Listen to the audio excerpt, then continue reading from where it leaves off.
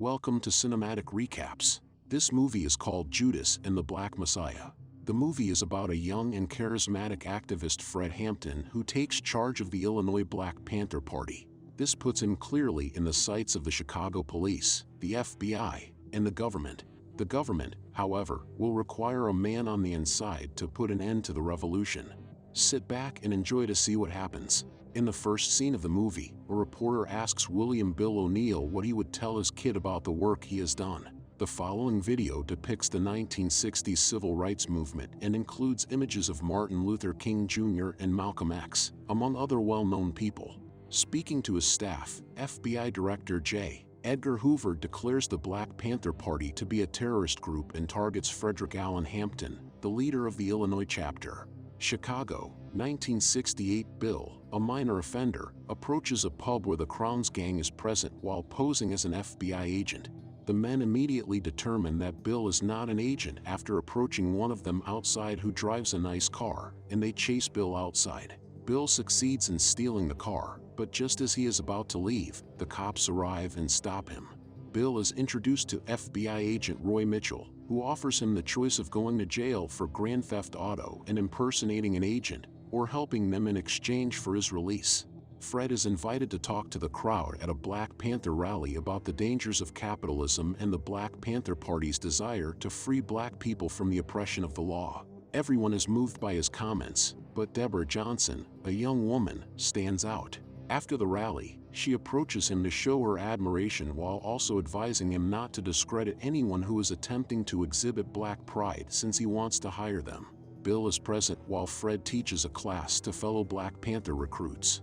They want to open a clinic for the neighborhood's black residents who cannot otherwise afford or get quality medical care. When Bill tries to talk to a student in the class, Fred calls him out, and Bill is made to perform 20 push-ups as punishment. Later, Bill updates Mitchell on what he has discovered, while the FBI is using Bill to approach Fred in an effort to capture him. He asks Mitchell to lend him a car so he can take Fred about because he won't drive because he keeps getting pulled over. Fred wants to speak to the leader of the Crowns, so Bill drives him and a few other Panthers to a bar. In the bar, the Crowns consent to a meeting.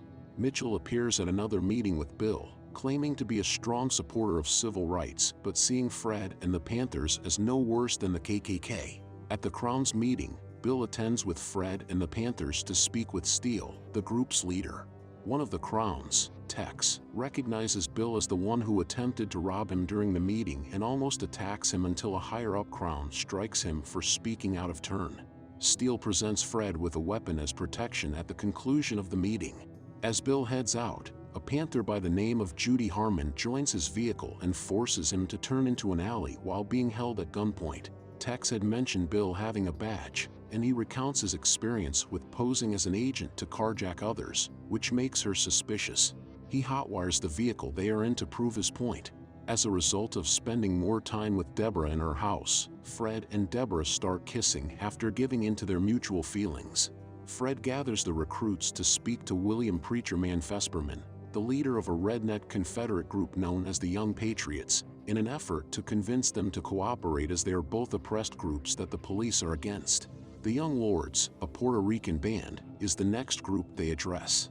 The Rainbow Coalition is made up of the three organizations. At a public protest, Lords leader Jose Cha-Cha Fernandez informs the gathering about how one of their own was killed by an off-duty police officer and how they brought him to the other officers but obtained no justice. While a group of police officers watches, they aim to remove the police from their neighborhood. The Rainbow Coalition is well underway by the summer of 1969, and Hoover launches his campaign against Fred. Fred, however, is detained after being accused of ice cream theft.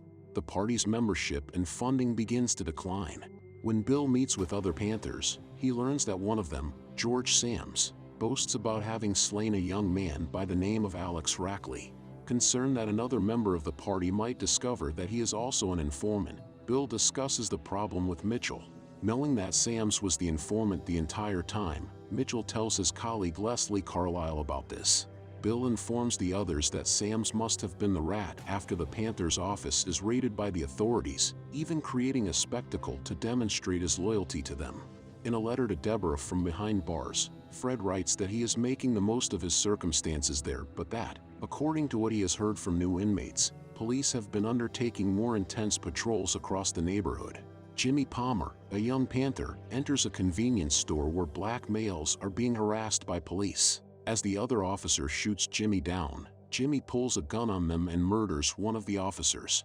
Outside the Black Panther headquarters, police are stationed. Bill goes to the roof to create a distraction as Judy and another Panther prepare to fire on them. A shootout ensues, during which 3 police officers are killed and the male Panther receives a shoulder wound. The Panthers are forced to give up as their ammunition runs out. The police blow up the office once they have left the building. Hoover and Mitchell meet to discuss the recent incident. Mitchell is questioned by Hoover about his boys, his young daughter, and what he would do if she ever brought home a black man. Mitchell is obviously uncomfortable with the question, but Hoover manipulates it to make Mitchell mistrust Fred and the Panthers. After being released from prison, Fred discovers Deborah is expecting his kid. The remaining Panthers in the office bring him back, and they give him a hearty greeting. He learns that Jimmy was shot, and that after being taken to the county jail, he passed away from what Fred thinks to be police murder. Fred addresses the audience, which has grown to include some white people. He makes an impassioned speech about being a revolutionary and how the government may try to suppress him but will not be able to stop what he is going to do. Even Bill is captivated to what he has to say. Mitchell is also spotted by him in the throng. Later, Fred discovers Deborah's journal and the poem she wrote there. Are you a bad mother, foo, or just a bad mother? While other Panthers, led by Jake Winters, engage in a gunfight with police as retaliation for Jimmy's death, she talks to Fred about being a bad mother to their child and recite the poem to him. After Jake is shot and killed by the police, Fred visits with his mother and she tells him a story about her son. Later, Bill meets with Fred and fellow Panther Bobby Rush and presents them with 6 packs of C4 that he intends to use against City Hall. Fred, however, worries that the police would retaliate and that this will result in the deaths of more black teenagers. Hoover speaks with Mitchell and Carlisle once more after finding out that Fred's appeal was rejected and that he will be sent back to prison. Hoover then makes the observation that other black figures who were imprisoned simply increased in power as a result of their imprisonment, so he has a backup plan to halt Fred's movement. Later, Mitchell meets with Bill and tells him that the objective is to assassinate Fred. He even threatens to reveal Bill to the Panthers as a rat. A second informant named Wayne approaches Bill when he enters a bar later. Giving Bill a vial of powder he plans to use against Fred, he does so. Bill believes it to be poison, but Wayne claims it is only intended to put Fred to sleep. When Bill requests to view his badge, Wayne instead produces a badge that has Bill's photo and personal information. Bill joins the Panthers during a meeting where they talk about spreading their revolution to nations like Algeria. He gently places the powder where Fred can consume it, but he obviously feels bad about it. Agents storm the location that evening and open fire on the Panthers. Deborah tries to wake up Fred, but he is deeply unconscious. 2 agents arrive after removing her from the room, killing Fred before arresting the others. After that, Bill meets with Mitchell to collect his payment and the keys to a gas station in Maywood so he may manage the business and earn legitimate income. Bill accepts the money while being consumed by remorse over Fred's passing. The last scene shows actual Bill O'Neill responding to the question posed to him earlier. He accepts that his acts will be judged by history and that what was done is done.